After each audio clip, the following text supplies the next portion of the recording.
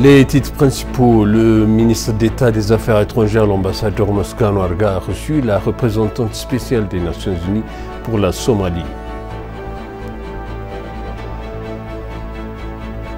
Les institutions financières privées éthiopiennes sont invitées à se préparer à des compétitions difficiles.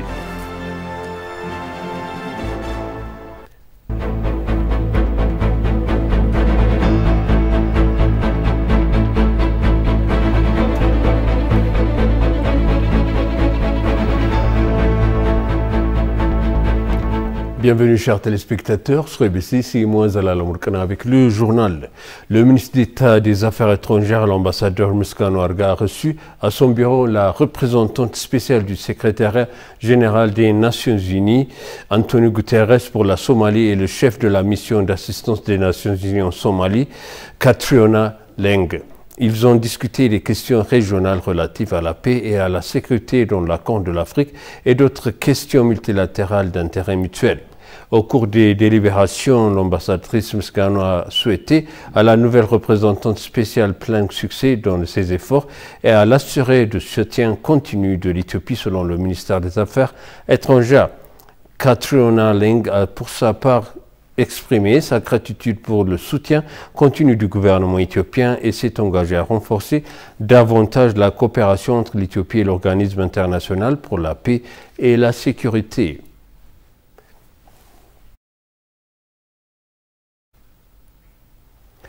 L'ambassadrice du Japon en Éthiopie, Ito Takako, a déclaré que le Japon soutenait activement les efforts de reconstruction de l'Éthiopie. Pendant son séjour à ETV, l'ambassadrice a exprimé son espoir que le gouvernement éthiopien créera des conditions favorables pour les investisseurs japonais. Tout en annonçant son soutien, l'ambassadeur du Japon en Éthiopie, Ito Takako, a déclaré que le Japon soutenait les efforts de reconstruction de l'Éthiopie. Le représentant de l'Agence japonaise de coopération internationale pour l'Éthiopie, pour sa part, a expliqué que le soutien qu'ils apportent au gouvernement éthiopien dans des efforts pour transférer l'économie nationale du secteur public à l'économie du secteur privé. Rappelons que le gouvernement japonais a fait un don de 8,1 millions de dollars américains pour la reconstruction des installations scolaires.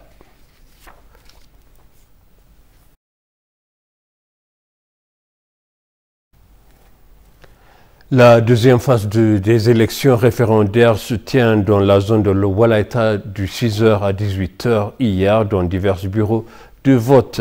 Les électeurs de la zone Walaita de la région des Nations, Nationalités et Peuples du Sud, SNNP, ont voté lors d'un nouveau référendum pour décider si la zone devrait rejoindre 5 autres zones, Konso, Sud-Omo, Gamo, Gedio et Gafo, et 5 districts spéciaux, Bourgi, Basketo, Alem, Amaro, Darash, qui ont voté pour la création d'une nouvelle région du sud de l'Éthiopie lors du référendum organisé le 6 février. Selon le Conseil électoral national d'Éthiopie, le référendum s'est tenu dans 12 centres temporaires de coordination des élections, dont 1812 bureaux de vote et de la zone de Walaita, où les résultats du référendum du février a été annulé en raison d'irrégularités massives avant et pendant le processus électoral de la plainte de fraude électorale. Les électeurs de la zone ont exprimé qu'ils ont voté de manière responsable, d'une manière qui détermine de manière appropriée le sort de la zone.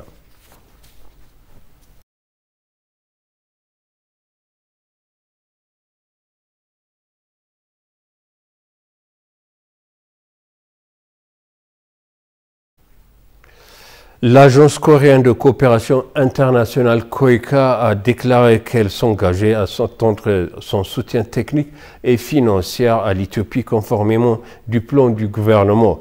KOICA a ouvert l'atelier annuel du programme de volontaires KOICA 2023 pour discuter des principales réalisations et des défis de révéler pour développer le volontaire en Éthiopie. S'adressant à ETV, le directeur national de KOICA en Éthiopie, Lee Byung-hwan, a déclaré que KOICA a enregistré des réalisations remarquables au cours des 3 dernières années. La ministre du Travail et des Affaires sociales Ergoç Tesfaye a pour sa part déclaré que son ministère travaillait avec d'autres parties prenantes pour adopter une politique de volontariat à la nation. Selon le ministère du Travail et des Affaires sociales, plus de 19 millions de volontaires ont fourni des services de volontariat à plus de 48 millions d'Éthiopiens l'année dernière.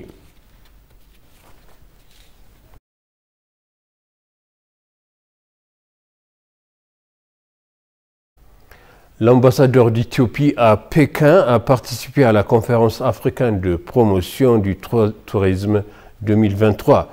Le ministère des Affaires étrangères de la République populaire de la Chine pour la mise en œuvre du principe de la 8e conférence ministérielle du Forum sur la carte de la coopération Chine-Afrique et du plan d'action du secteur du tourisme de Dakar 2022-2024 a organisé la conférence africaine de promotion du tourisme le 18 juin 2023 où l'ambassade d'Éthiopie à Pékin a participé.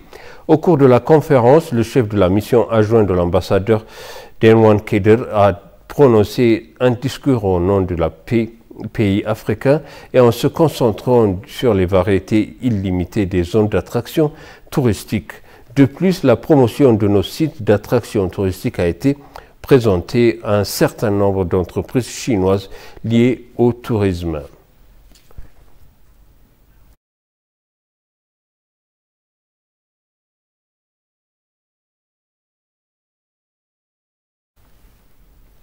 Ethiopian Security Exchange Authority a exhorté le secteur financier privé éthiopien à se préparer à une rude concurrence devant les entreprises internationales du secteur financier éthiopien. L'autorité a annoncé qu'elle faisait les préparatifs nécessaires au lancement du marché des capitaux en Éthiopie. Dans un entretien exclusif avec ETV, Ethiopian Security Exchange a exhorté les secteurs financiers privés éthiopiens à se préparer à une concurrence acharnée devant les entreprises internationales du secteur financier éthiopien.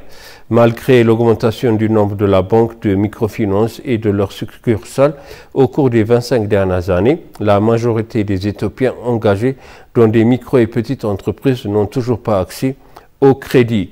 Des études récentes ont révélé que l'accès au financement s'élève à 30% à la population totale.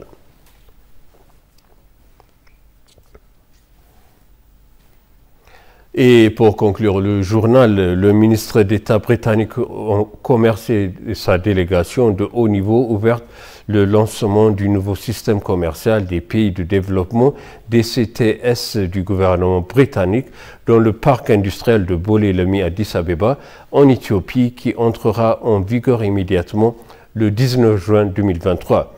L'événement a réuni des représentants de l'ambassade des Royaumes-Unis, des hauts responsables du gouvernement éthiopien et des entreprises éthiopiennes locales, entre autres. Le programme vise à réduire les coûts d'exportation pour les entreprises éthiopiennes intéressées à faire des affaires avec les marchés britanniques, stimulant ainsi l'économie nationale. Dans le cadre du système commercial du pays en développement du Royaume-Uni, l'Éthiopie bénéficiera d'exportations en franchise de droit vers le Royaume-Uni, ce qui constitue un développement important pour stimuler le commerce entre les deux pays et promouvoir la croissance économique et le développement en Éthiopie.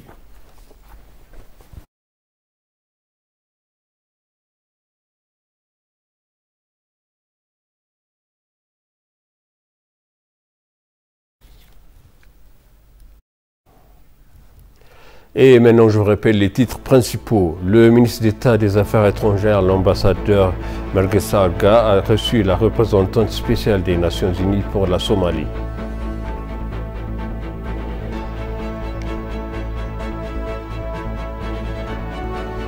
Les institutions financières privées éthiopiennes sont invitées à se préparer à des compétitions difficiles. Chers téléspectateurs, ainsi s'achève le journal. C'était moi Zalal Amourkana avec vous et je vous souhaite une bonne suite de programme.